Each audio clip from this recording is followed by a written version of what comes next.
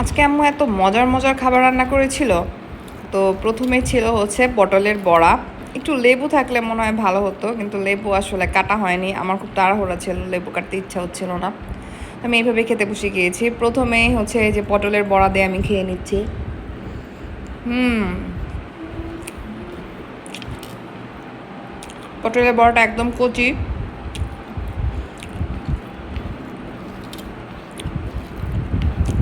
অনেক মজা হয়েছে। আমার হচ্ছে পটলের বড়ার এই বাক্যটা খেতে বেশি ভালো লাগে।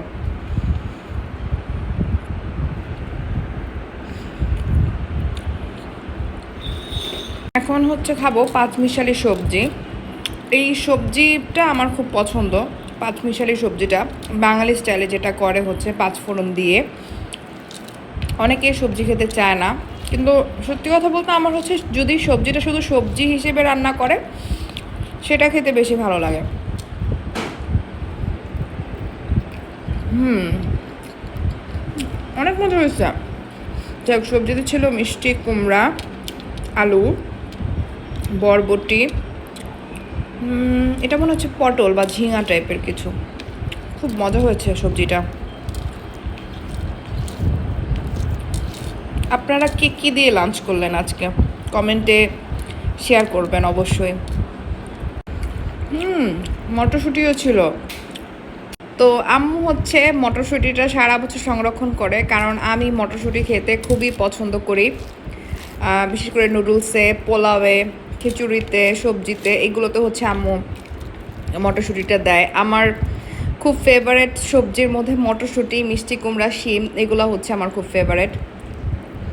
হুম, আম্মু হচ্ছে মটরশুঁটিটা ডিপ ফ্রিজে রেখে দেয়, সেটা খুব ভালো থাকে দীর্ঘদিন। তো এই তো, এখন আমি হচ্ছে মুরগি নিয়ে এসেছি। দেশি মুরগির পাতলা ঝোল করেছে এটা জাম আলু দিয়ে। হ্যাঁ, তো এই তো জাম আলু দিয়ে হচ্ছে করেছে দেশি মুরগির পাতলা ঝোল। ছোটোবেলায় হচ্ছে আমি পোলট্রি মুরগি খুব পছন্দ করতাম, কিন্তু ধীরে ধীরে যত বড় হচ্ছি আমার হচ্ছে দেশি মুরগি হচ্ছে বেশি ভালো লাগে। হুম, আর হচ্ছে ছোটোবেলা থেকে আমি মুরগির রান খেতে অনেক পছন্দ করতাম। মুরগির পা আমি কখনোই খেতাম না, আমার খুব ঘৃণা লাগতো। কিন্তু ডে বাই ডে বড় হচ্ছি আর আমার মনে হয় মুখের স্বাদ চেঞ্জ হচ্ছে।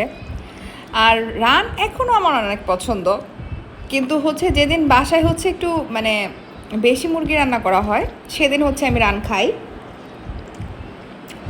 এছাড়া অন্যান্য দিন দেখা যায় আমি রানটা রেখে দেই, যদি বাই চান্স আব্বু খায় বা হচ্ছে আমার হাজব্যান্ড খায় তাদের জন্য।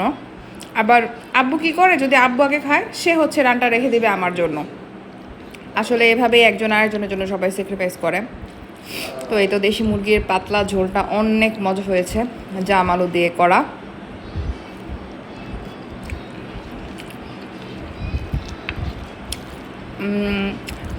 আসলে খাবারের ভিডিওগুলো করতে আগে খুব আনইজি লাগতো, এখন আমার কাছে মনে হয় যে আনইজি লাগার কিছু নেই। এটাও একটা ভিডিও শেয়ার করলাম আপনাদের সাথে।